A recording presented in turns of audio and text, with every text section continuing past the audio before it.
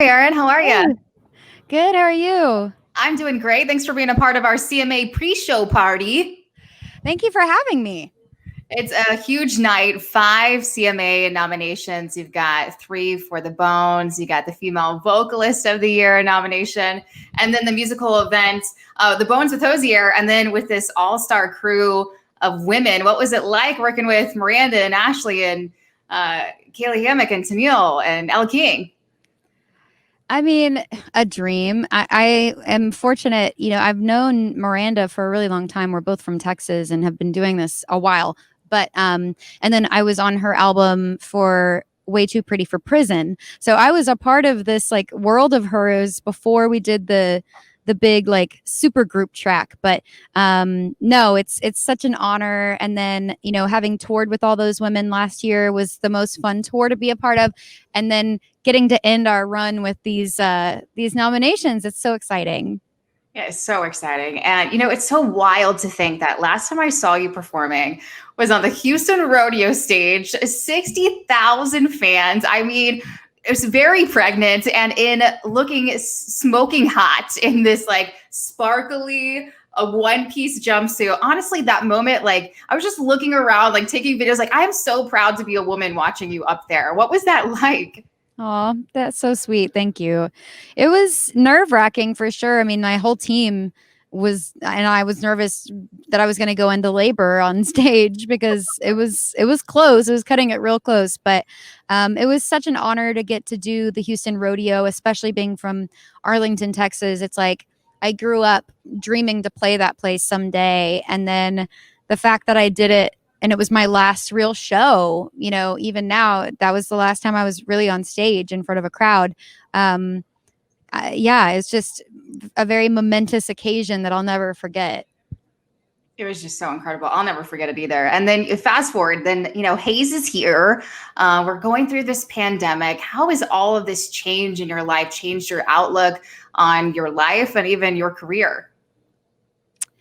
um I'm starting to write songs again. I kind of, went through postpartum and was just getting into my motherhood, but now I'm writing songs again. And I think that, there are some things that I take less seriously because I just don't sweat the small stuff anymore as much.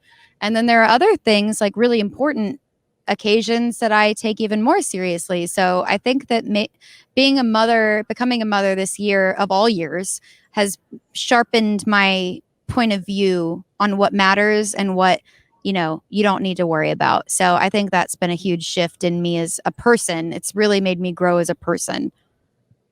Yeah, and you've been really speaking your truth this year.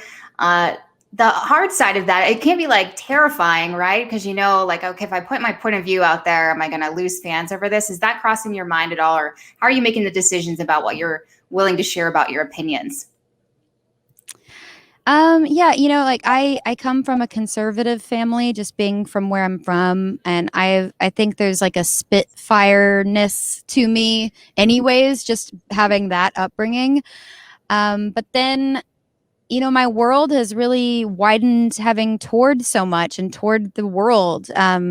You know, not just the US. I've really gotten to like know people outside of my comfort zone of this coast to coast thing that we're so used to. I feel like that's made me less afraid.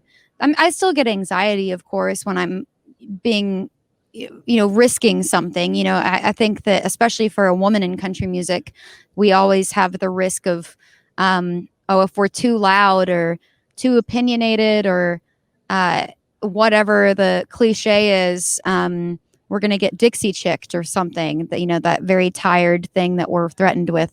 But for me, it's like I'm coming at this as a human being with compassion and love, and we're not always going to agree, and that's okay. But I know that I sleep better at night when I know that I've spoken the truth and been on the right side of history rather than staying quiet and keeping more money in my pocket from someone that um, doesn't think gay people have the same rights as you or me. So that those fans, I'm actually okay with losing, because I know when I look at my crowd, at a show of mine that I'm headlining, it's such a diverse audience, and they feel safe there. And I think that's a huge thing, for a Black person to come to a country music show and be in the crowd of mostly white people, no matter what city you're in. That's the demographic. I want them to feel safe at my show. I want gay people to feel safe at my show. So if I lose, a few here along the way, I know the ones I've gained are like for life. So I think that it's worth the risk, but that's just me personally. Well, from this side, I already was a huge fan, and I feel like this year I felt even more inspired. And I felt like it was just so brave and awesome to watch. And so I appreciate Thank all that you. you've done this year. Going back to the Bones, because it's got so many nominations. And every time I hear it, I always think, I wonder what Maren thinks like the bones are of you and Ryan's relationship. That no matter, because you guys both have these crazy careers, and now you got a new baby. What do you think the bones are between the two of you? The strong that keeps the house up.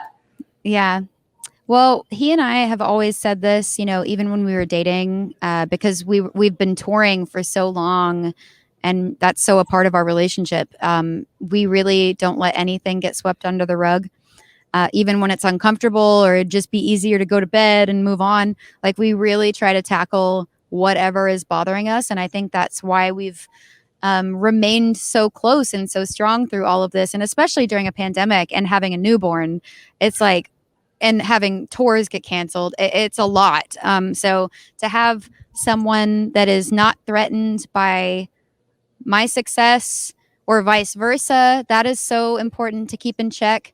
Yeah, I mean, it's a testament to him as well, because he's a guy in a very male saturated genre, and he's always by my side. He's never standing behind me or in front of me. He's beside me, and he's just one of the strongest humans that I know that could do this with me and be not just cool with it, but like my biggest champion of it.